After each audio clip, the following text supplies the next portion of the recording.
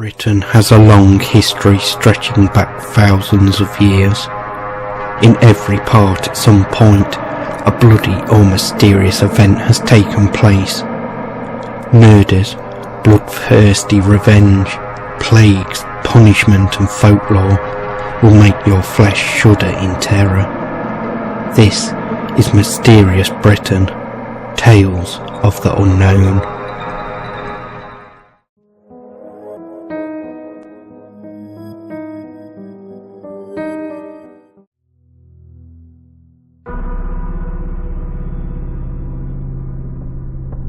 At Dalton, near Erskine, Yorkshire, there is a mill.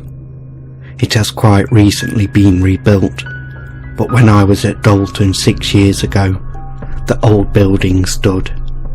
In front of the house was a long mound, which went by the name of the Giant's Grave, and in the mill you can see a long blade of iron, something like a scythe blade, but not curved, which was called the Giant's Knife, because of a very curious story which is told of this knife. Would you like to hear it? Well, it isn't very long. There once lived a giant at this mill, who had only one eye in the middle of his forehead, and he ground men's bones to make his bread. One day he captured on Plymore a lad named Jack, and instead of grinding him in the mill, he kept him grinding as his servant, and never let him get away. Jack served the giant 7 years, and never was allowed a holiday the whole time. At last, he could bear it no longer. Topcliffe Fair was coming on, and Jack begged that he might be allowed to go there. "No, no," said the giant. "Stop at home and mind your grinding." "I've been grinding and grinding these 7 years," said Jack, "and not a holiday have I had. I'll have one now, whatever you say." "We'll see about that," said the giant. Well, the day was hot, and after dinner the giant lay down in the mill with his head on a sack and dozed. He had been eating in the mill, and had laid down a great loaf of bone bread by his side, and the knife I told you about was in his hand, but his fingers relaxed their hold of it in his sleep. Jack seized the knife, and holding it with both his hands, drove the blade into the single eye of the giant, who woke with a howl of agony, and starting up, barred the door. Jack was again in difficulties, for he couldn't get out, but he soon found a way out of them. The giant had a favourite dog, which had also been sleeping when his master was blinded, so Jack killed the dog, skinned it, and threw the hide over his back. "Bow, wow," says Jack. "At him, Truncheon," said the giant. "At the little wrench that I fed these 7 years, and now has blinded me."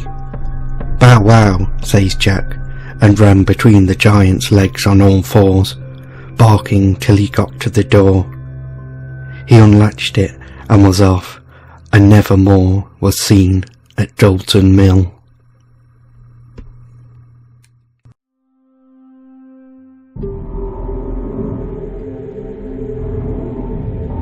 The last witch to be burned to death in Dundee was a woman named Grizzle Jaffrey. She was born in Aberdeen and then moved to Dundee. Little is known about her life. However, it is known that Jaffrey married James Butch Chart, a Dundee burgess, in 1615. It is suspected she was part of the influential Jaffreys of Aberdeen, where Alexander Jaffrey was provost in 1651. Grizzle was accused of being a spaewife, a seeress. The records relating to the accusations have been lost. However, the names of the 3 responsible are known.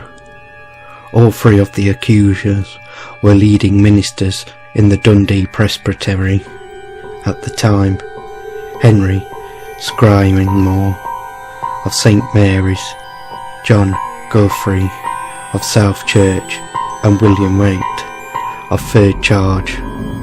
Her husband was also charged.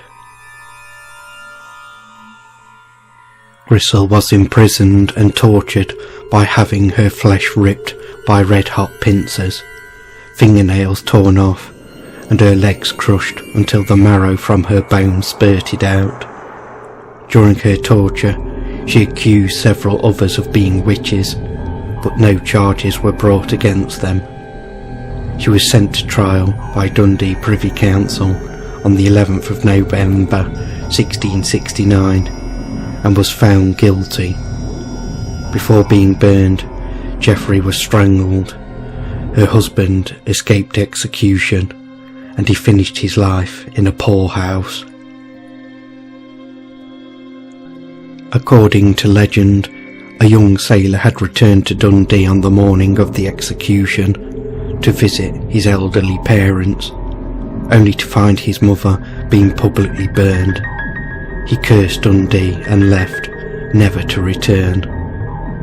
Today, the spot on which Grisel was executed is marked by what is known as the Witch's Stone. It is believed that leaving her offerings can bring good luck, and the marker can frequently be found with coins, ribbons, and other simple offerings placed upon it.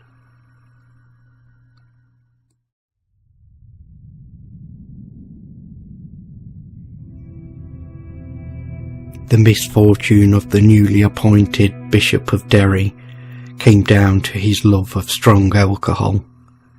In 1783, he was making his way to the port of Whitehaven with the intention of sailing to Ireland.